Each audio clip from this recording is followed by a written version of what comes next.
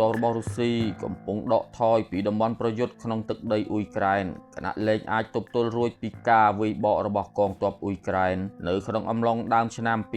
2026ចំពេលដែលសង្គ្រាមរុស្ស៊ីនិងអ៊ុយក្រែននៅតែបន្តផ្ទុះឡើងមជ្ឈដ្ឋានជាច្រើនបានដាក់ក្តីរំពឹងយ៉ាងទូលំទូលាយថាការវាយលុកនារដូវក្តៅរបស់រុស្ស៊ីនឹងក្លាយជាចំណុចសម្រេចចិត្តសម្រាប់សង្គ្រាមទាំងមូលមនុស្សជាច្រើនប្រកាសជាជឿថាកងទ័ពអ៊ុយក្រែនកំពុងចុះខ្សោយនិងជិតដួលរលំខណៈដែលលោក Vladimir Putin បានបញ្ជាក់កាលពីខែមីនាថាមានហេតុផលគ្រប់គ្រាន់ដើម្បីជឿថារុស្ស៊ីអាចមានជ័យជំនះលើកងកម្លាំងអ៊ុយក្រែនបានស្ថានភាពនៅពេលនោះហាក់ដូចជាបានរៀបចំផ្លូវទុកឲ្យរុស្ស៊ីបំបែកការតស៊ូរបស់អ៊ុយក្រែននិងឈ្នះលើសង្គ្រាមនេះទោះយ៉ាងណាឥឡូវនេះវាបានបង្ហាញយ៉ាងច្បាស់ថាការវាយលុកទ្រង់ទ្រាយធំរបស់រុស្ស៊ីនោះបានបរាជ័យហើយកងទ័ពរុស្ស៊ីមិនអាចបំបែកជួរមុខឬដណ្ដើមយកទីក្រុងធំៗណាមួយបានឡើយផែនការមហិច្ឆតារបស់វិមានក្រឹមឡាំងក្នុងការពង្រីកសង្គ្រាមនៅតំបន់ស៊ូមីនិងខាគីវភាគខាងជើងនៃទឹកដីអ៊ុយក្រែនក៏បានជួបប្រទះទៅនឹងការបរាជ័យផងដែរនៅពេលដែលអ៊ុយក្រែនបើកការវាយប្រហារចូលក្នុងទឹកដីរុស្ស៊ីក្រោយសមរភូមិកងទ័ពរបស់លោកពូទីនមិនទាន់បង្ហាញភាពជាកម្លាំងដែលរីកចម្រើនប្រកបដោយទំនុកចិត្តដូចមុនទៀតឡើយ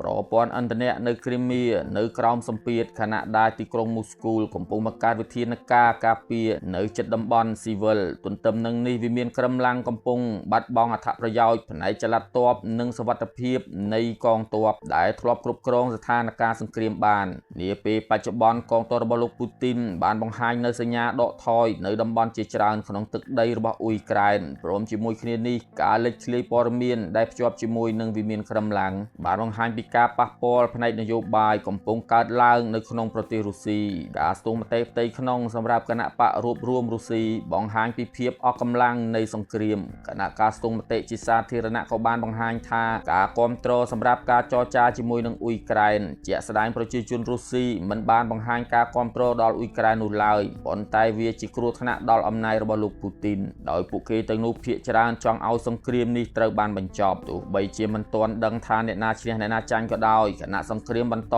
ប្រើប្រាស់ធនធានជាច្រើនដូចជាផ្លូវថ្នល់ប្រេងឥន្ធនៈប្រព័ន្ធការពារដែនអាកាសស្ពានថវិកានិងការអត់ធ្មត់របស់ប្រជាជនស៊ីវិលក្នុងពេលតែមួយការចំណាយហិរញ្ញវត្ថុក៏កំពុងធ្លាក់លើប្រជាពលរដ្ឋធម្មតាការចំណាយលើការខ្ចីប្រាក់កើនឡើងគណៈថវិកាសង្គ្រាមកំពុងលើសផែនការហើយមានការពិភាក្សាគ្នាខ្លាំងអំពីប្រាក់សន្សំឯកជនលោកពូទីនធ្លាប់សន្យាថាសង្គ្រាមនេះនឹងមិនប៉ះពាល់ដល់ជីវិតប្រជាជននោះទេប៉ុន្តែឥឡូវនេះវាប៉ះពាល់ឈានដល់តំបន់គ្រីមៀទីក្រុងមូស្គូនិងទីផ្សារហិរញ្ញវត្ថុខណៈពេលដូចគ្នាអ៊ុយក្រែនបានប្រើយន្តហោះគ្មានមនុស្សបើកនិងមីស៊ីលវាយប្រហារទៅលើគោលដៅចម្ងាយឆ្ងាយបណ្ដាលឲ្យខូចខាតដល់សមត្ថភាពយោធារបស់រុស្ស៊ីតាមរបាយការណ៍ស្ថានភាពបច្ចុប្បន្នបានបង្កើតបញ្ហាធ្ងន់ធ្ងរច្រើនសម្រាប់មេដឹកនាំរុស្ស៊ីដោយបញ្ហាធំបំផុតមួយគឺភាពជាប់គាំងនៅសមរភូមិជួរមុខដែលសង្គ្រាមកំពុងពឹងផ្អែកលើយន្តហោះគ្មានមនុស្សបើកមីស៊ីលនិងប្រព័ន្ធការពារដែនអាកាសខណៈមិនមានការផ្លាស់ប្ដូរយុទ្ធសាស្ត្រច្បាស់លាស់ចាប់តាំងពីឆ្នាំ2023ការរំខានពីសំណាក់អ៊ុយក្រែនទៅលើភស្តុភារយោធាកំពុងក្លាយជាបញ្ហាធ្ងន់ធ្ងរខណៈអ៊ុយក្រែនបន្តវាយប្រហាររោងចក្រចម្រាញ់ប្រេងទីតាំងស្តុកប្រេងនិងបណ្ដាញផ្លូវដែកនៅពីក្រោយខ្សែប្រយុទ្ធរុស្ស៊ីជាផលវិបាកការខូចខាតសេដ្ឋកិច្ចរបស់រុស្ស៊ីកើនឡើងយ៉ាងខ្លាំងទាំងការនាំចេញប្រេងនិងការផ្គត់ផ្គង់ប្រេងក្នុងស្រុកនិងសមរភូមិជួរមុខអសមត្ថភាពក្នុងការការពារតំបន់គ្រីមៀកំពុងបង្កើតសម្ពាធនយោបាយកាន់តែខ្លាំងលើលោក Vladimir Putin ខណៈសង្គ្រាមនេះបានក្លាយជាការពិតប្រចាំថ្ងៃសម្រាប់ប្រជាជនរុស្ស៊ីដោយសារការវាយប្រហាររបស់អ៊ុយក្រែនទាំងលើតំបន់គ្រីមៀនិងគោលដៅផ្សេងៗនៅក្នុងប្រទេសរុស្ស៊ីស្ថានភាពនេះធ្វើឲ្យមនុស្សជាច្រើនចាប់ផ្ដើមមើលឃើញសង្គ្រាមយ៉ាងច្បាស់និងយល់ដឹងអំពីផលប៉ះពាល់របស់វាទៅលើសេដ្ឋកិច្ចចំពេលដែលប្រតិបត្តិការវាយប្រហារនេះនៅតែបន្តកំណត់ទៅលើគោលដៅសំខាន់ៗរបស់សត្រូវប្រធានាធិបតីអ៊ុយក្រែនលោក Volodymyr Zelensky បានបញ្ជាក់ពីជោគជ័យគួរឲ្យកត់សម្គាល់ដោយមីស៊ីល Flamingo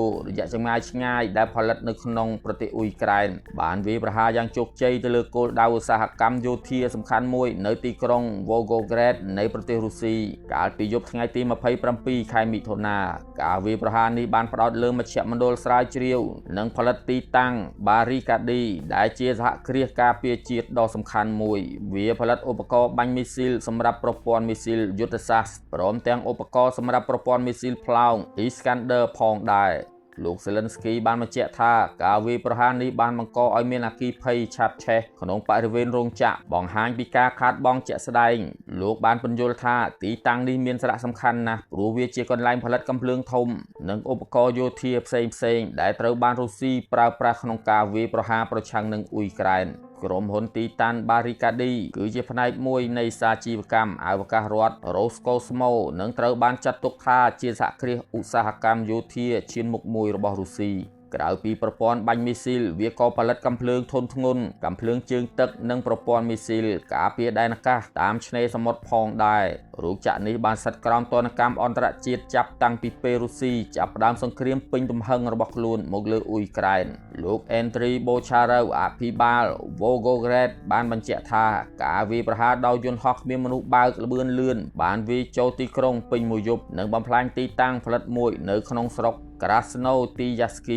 ទោះបីជាលោកមិនបានបញ្ជាក់ឈ្មោះរោងចក្រនោះក៏តំបន់នោះត្រូវបានគេដឹងថាជាទីតាំងរោងចក្រ Barricade លោកអភិបាលបានមានប្រសាសន៍ថាមនុស្សមានចំនួន10នាក់រងរបួសនិងកំពុងទទួលការព្យាបាលភ្លើងត្រូវបានពន្លត់យ៉ាងឆាប់រហ័សហើយមិនមានអគារលំនៅឋានខូចខាតនោះទេក្រសួងការពារជារុស្ស៊ីបានអះអាងថាការបាញ់ទម្លាក់យន្តហោះដ្រូនគ្មានមនុស្សបើករបស់អ៊ុយក្រែនចំនួន175គ្រឿងនៅតំបន់ជាច្រើននិងនៅគ្រីមៀប៉ុន្តែមិនបានបញ្ជាក់អំពីការវាយប្រហារដោយមីស៊ីលនោះទេខណៈពេលដូចគ្នាអគ្គសេនាធិការអ៊ុយក្រែនបានរាយការណ៍ថាប្រព័ន្ធការពារដែនអាកាស PANCS-1 នៅ Feodosia ការវាយប្រហារលើរោងចក្រនេះគឺជាផ្នែកមួយនៃយុទ្ធសាស្ត្ររបស់អ៊ុយក្រែនក្នុងការធ្វើឲ្យសមត្ថភាពផលិតអាវុធរបស់រុស្ស៊ីចុះខ្សោយលោក Volodymyr Zelensky បាននិយាយថាវិសាលភាពនៃសម្ពាធរយៈពេលវែងកំពុងបន្តកើនឡើងហើយវាគឺជាផ្នែកមួយនៃដំណើរឆ្ពោះទៅរកសន្តិភាពដែលមានលក្ខណៈយុត្តិធម៌កម្លាំងយោធាអ៊ុយក្រែនក៏បានរាយការណ៍មកថា